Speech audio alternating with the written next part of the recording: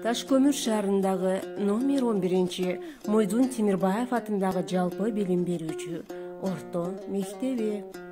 Саламатсыңарбы балдар? Баарыңарга жагымдуу маанай каалайм. Ар дайым жүзүңөрдөн күлкү кетпей, ден соолукта болгула балдар. Ал эми сиздер менен Таш көмүр шаарына караштуу номер 11 Мойдун Темирбаев атындагы жалпы билим берүүчү орто мектебинин мугалими Паязова Зенура Аязбековна. Сабагыбыздын темасы тамсилдер балдар. Тамсилдерди окуп үйрөнүп, алардын жашообузда колдоно билебиз. Ал эми сабагыбыздын максаты тамсилдер аркылуу жакшы тарбия аласыңар балдар. Китеп көп окууга кызыгасыңар, ойлоо, ой жүгүртүүңөр өсөт, достукка, биримдикке бекем болосуңар. Ал эми көтөлүүчү натыйжа балдар. Окуучулар тамсилдер жөнүндө маалымат алышса, алардын мазмунун түшүнүү менен айтып беришсе, өз ара аңгеме жүргүзүшсө, аң сезими кабыл алуусу калыптанса, демек биз сабагыбыздын максатына жеткен болобуз.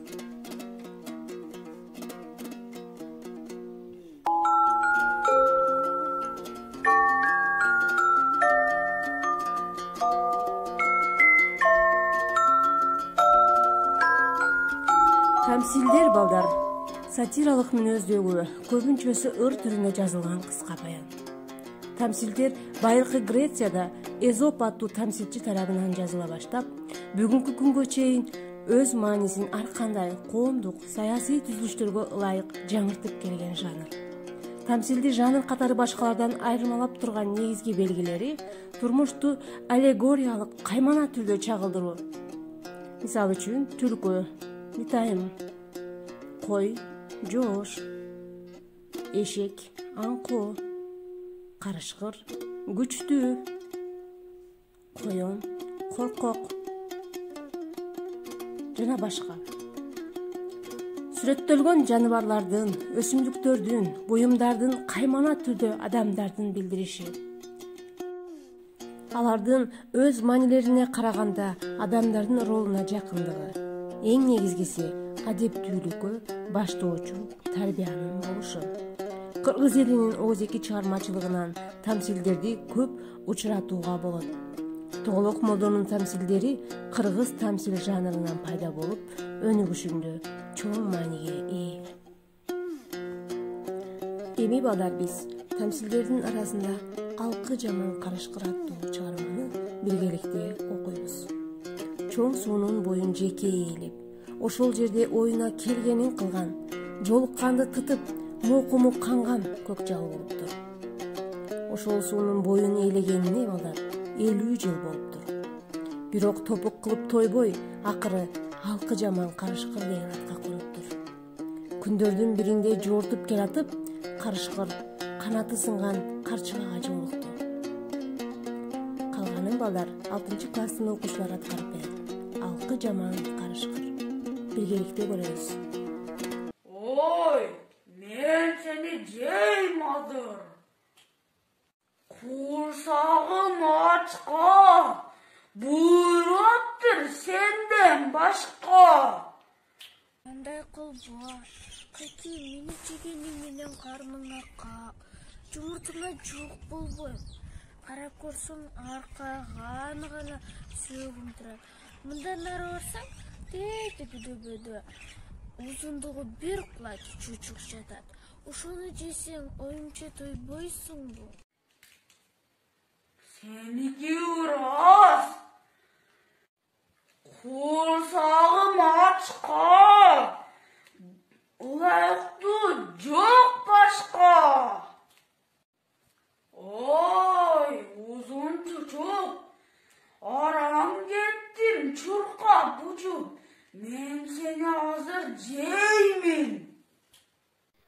Жок, карышкыр. Мен жегенден көрө тиги жакта улакты жесеңчи. Мен жегениң менен тойбойсуң. Эмесе макул. Курсагым ачка.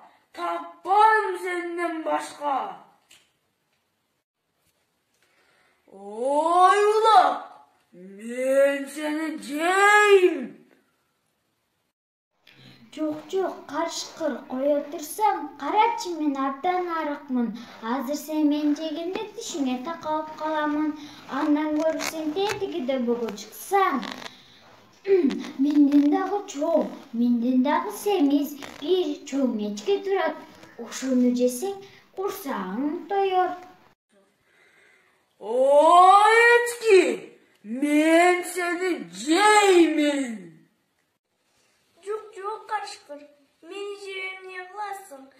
Мен деген арыкмын да, тетиги жакта баткакта бейти кылып жатат. Ошону жесең ал сага 4 күнү оокат болот. Мен деген арыкмын да, мени жеп эмне кыласың?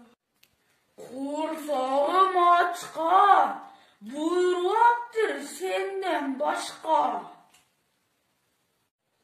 Макул, карышкыр. Мени жесең жегин. Мени жерден мурун баткактан чыгарып алып, анан же. Эми жейминби? Рахмат сага, карышкыр. Эми сен менин таманыма атыңды жазып коюп, анан кийин жегин.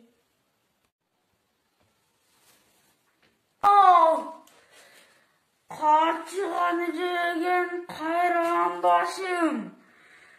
Кулаш чучук жеген курган башым. Ак жеген аңкол башым. Кара эчкини жеген каткан башым. Балчыктан байлап сууруп чыккан болгон башым. Таманына кат жазган молда башым. Тарс ettire өлүп кала жаздадым. Олду башым.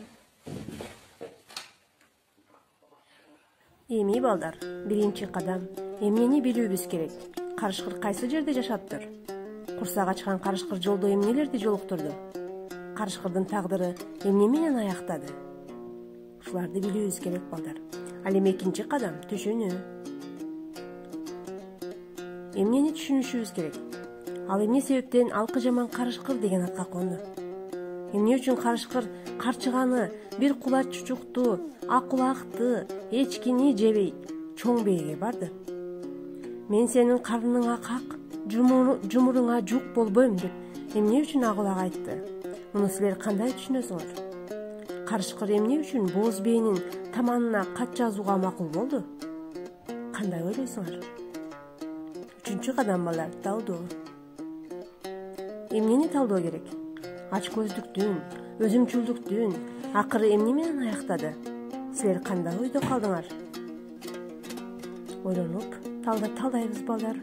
Ал эми 4-чү кадам жыйынтыктоо. Чыгармадагы карышкырга мүнөздөмө бергиле. Жана анын ар бир сапатын чыгармадагы колдоно билгиле. 5-чи кадам колдонуу. Ролдоштуруу аркылуу ар бир каармандын мүнөзүнө жараша жомоктуу үн кубултуп, кырааты менен көркөм окуп бергиле. Өзүңөр да ач көздүк, аңкоолук тууралуу макалдардан таап, алардын маанилерин түшүнүп, турмушта колдонгула. 6-чы кадам баа берүү.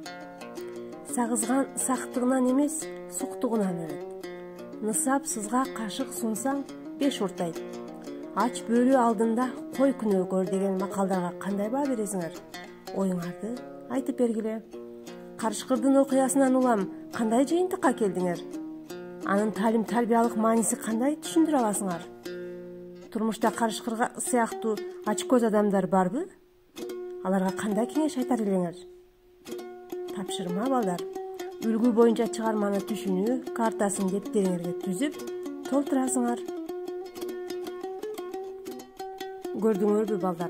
Ач карышкыр карчыганы жебей, чучукту дагы жеген жок, жебестен. Агулакка алданып, агулакты дагы ага дагы алымсынбай, кичинекей элек болуп калат. Андан көрө чоң эчкини жейин деп чоң эчкиге барат.